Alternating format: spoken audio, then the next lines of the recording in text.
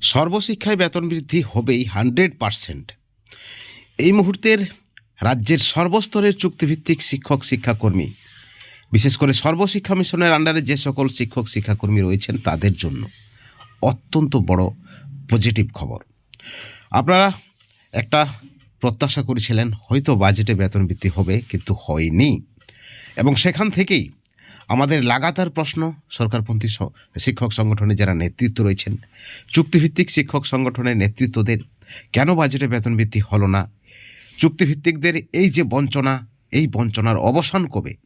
সেখান থেকেই আরও একটি পজিটিভ খবর উঠে এসছে। আপনাদেরকে পরিষ্কার জানিয়ে রাখি, তৃণমূল ভবনে গুরুত্বপূর্ণ ইঙ্গিত দিলেন, পজিটিভ ইঙ্গিত দিলেন শিক্ষামন্ত্রী। তিনি পরিষ্কার জানিয়ে দিলেন সমগ্র শিক্ষার বেতন বৃদ্ধি হবেই, সমগ্র শিক্ষায় যে সকল কর্মীরা রয়েছেন তাদের বেতন বৃদ্ধি হবেই। সেই বিষয়ে তারা চেষ্টা করছেন এবং যে খবর রয়েছে বিধানসভা ভোটের আগেই বেতন বৃদ্ধি তারা করবেন। বন্ধুগণ, আজকের আলোচনার দুটি দিক অত্যন্ত পজিটিভ আলোচনা। আপনাদেরকে অনুরোধ করব, যদি আপনাদের সময় থাকে অবশ্যই ভিডিওটি আপনারা শেষ পর্যন্ত দেখবেন। পার্শ্ব শিক্ষক এসএসকেএমএসকে শিক্ষাবন্ধু একাডেমিক সুপারভাইজার ম্যানেজমেন্ট স্টাফ সহ সর্বশিক্ষা মিশনের আন্ডারে যে সকল কর্মীরা রয়েছেন তাদের বেতন বৃদ্ধির আশ্বাস সরাসরি শিক্ষামন্ত্রীর কাছ থেকে। আপনারা জানেন সরকারপন্থী নেতৃত্বরা লাগাতার 2024 থেকে চেষ্টা করছেন যে যাতে করে সর্বশিক্ষা মিশনের আন্ডারে যে সকল কর্মী রয়েছেন তাদের মুখে হাসি ফোটানো যায়।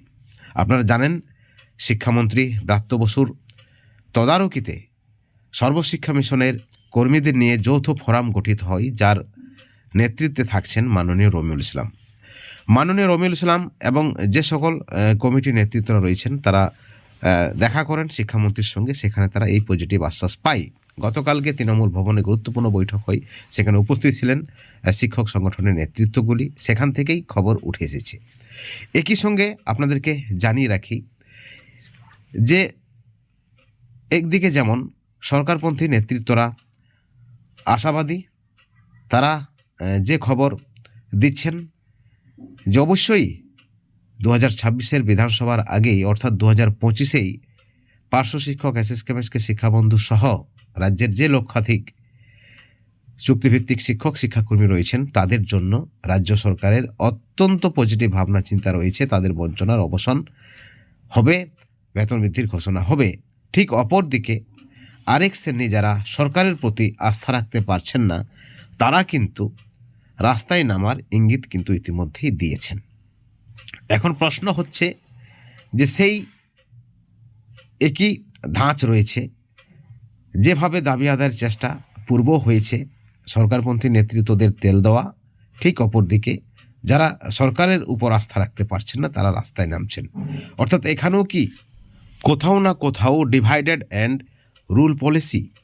যেভাবে পূর্বে সরকারপন্থীরা দোষ দিয়েছেন সরকার বিরোধীদের, সরকার বিরোধীরা দোষ দিয়েছেন সরকারপন্থীদের, অর্থাৎ আবার কি সেই বঞ্চনাই হবে লাস্ট রেজাল্ট?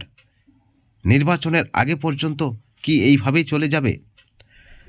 এই বেতন বৃদ্ধি হবে, পজিটিভ আশ্বাস, পজিটিভ খবর। মুখ্যমন্ত্রী সদর্থক হলেই বেতন বৃদ্ধি হবে, শিক্ষামন্ত্রী বলেছেন, অত্যন্ত সুখবর।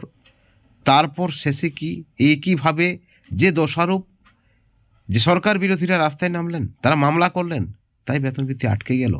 একইভাবে সরকার বিরোধীরা বলবেন সরকারপন্থীরা অযোগ্য, তারা চোখে চোখ রেখে দাবিটা রাখতে পারেনি, তারা পদ আঁকড়ে ধরে বসে থাকতে চেয়েছেন। কিন্তু যারা বঞ্চিত তারা বঞ্চিতই থেকে যাবে। আজকের এই প্রতিবেদন রাজ্যের লক্ষাধিক চুক্তিভিত্তিক শিক্ষক শিক্ষাকর্মী, পার্শ্ব শিক্ষক এসএসকেএমএসকে শিক্ষাবন্ধু, পৌরসভা মাদ্রাসা, ভোকেশনাল টিচার, পার্ট টাইম শিক্ষক থেকে শুরু করে সকল ধরনের শিক্ষক শিক্ষাকর্মীদের জন্য অত্যন্ত গুরুত্বপূর্ণ প্রতিবেদন। কি হবে তাহলে দাবি আদায়ের? আদৌ কি দাবি আদায় হবে? কোন পদ্ধতিতে দাবি আদায়, কোন পথে গেলে দাবি আদায়?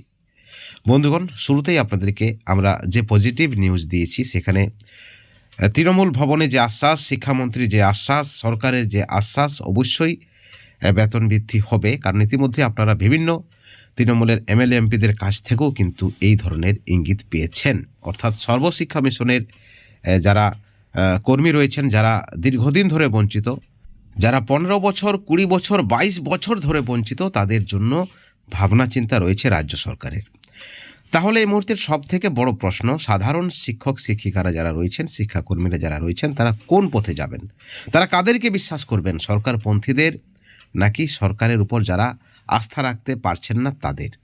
বন্ধুগণ, এই বিষয়ে আপনাদেরকে আমরা প্রায় বিগত 1 বছর ধরে বিভিন্ন নেতৃত্বদের অ্যাক্টিভিটির উপর আমরা আপনাদেরকে ভাবতে অনুরোধ করব।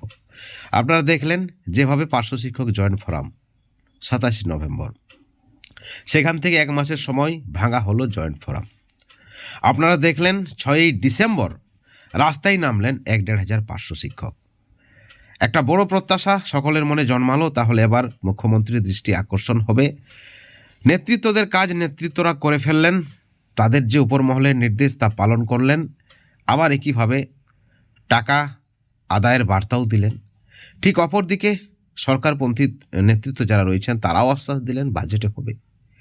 কিন্তু আপনারা যদি দেখেন প্রত্যেক ক্ষেত্রে কিন্তু ফেলিওর, কোথাও সাকসেস নেই, কোনো পন্থীরই সাকসেস নেই, না সরকারপন্থী, না সরকার বিরোধী, না সরকার নিরপেক্ষ। আপনারা যদি দেখেন আন্দোলনের সব থেকে বড় নেতা ভগীরথ ঘোষ, তিনি সাইলেন্ট রয়েছেন। তিনি কেন সাইলেন্ট রয়েছেন সেটাও কিন্তু ভাবার। আপনাদেরকে বলবো, আপনারা সজাগ হন, বাস্তব পরিস্থিতি ভাবতে শিখুন, কোন পথে দাবি আদায় সেটা কিন্তু আপনারা নিজেই সিদ্ধান্ত নিন। নেতৃত্বদের দ্বারা আপনারা চালিত হবেন না। নেতৃত্বরা কি বললেন তার সুরে সুর মেলাবেন না। নেতৃত্বদের যদি ঠিক মনে হয় সিদ্ধান্ত, তাহলে আপনারা ঠিক বলুন, না হলে তাদেরকে প্রতিবাদ করুন। আপনারা যদি প্রতিবাদ না করেন তাহলে এই 1 বছর সময়, 1 বছরেই আপনাদের ভবিষ্যৎ নষ্ট হয়ে যাবে। বলতে বাধ্য হচ্ছি আমরা, বলতে দুঃখ আমাদেরও হচ্ছে, কিন্তু এটাই কিন্তু বাস্তব, এটাই কিন্তু ফ্যাক্ট। এখন প্রশ্ন হচ্ছে, তাহলে সরকারপন্থীরা বলছেন নির্বাচনের আগেই বেতন বৃদ্ধির ঘোষণা হবে। ঠিক অপরদিকে যারা সরকারের উপর আস্থা রাখতে পারছেন না তারা বলছেন রাস্তায় নামতে হবে, রাস্তায় নামা ছাড়া কোনো উপায় নেই। কিন্তু সরকারপন্থীরা চেষ্টা চালাচ্ছেন এবং সরকারের উপর যারা বিশ্বাস নেই তারাও রাস্তায় নামতে চাইছেন। দুটোই কিন্তু পজিটিভ, দুটোই কিন্তু নেগেটিভ নয়। কিন্তু নিজেদের মধ্যে একটা মেলবন্ধন, একটা সংযোগ থাকা দরকার, এবং এটাই সব থেকে বেস্ট পলিসি বা পদ্ধতি, যেমনটা মনে করছেন অনেকেই। অবশ্যই আপনারা আপনাদের সুচিন্তিত মতামত আমাদের চ্যানেলের কমেন্ট সেকশনে এই ভিডিওর পরিপ্রেক্ষিতে কমেন্ট করে জানাবেন।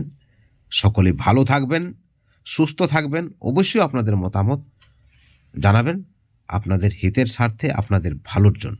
সরকারপন্থীরা চেষ্টা করুক, এবং যারা সরকারের উপর বিশ্বাস রাখতে পারছেন না তারা রাস্তায় নামুক, এবং দুপক্ষের মধ্যেই যেন সংযোগ থাকে, এবং এই আন্দোলন বা চেষ্টা কোথাও রাজনৈতিক আন্দোলনে যেন বা যাতে পরিণত না হয় সেই দিকটা খেয়াল রাখা।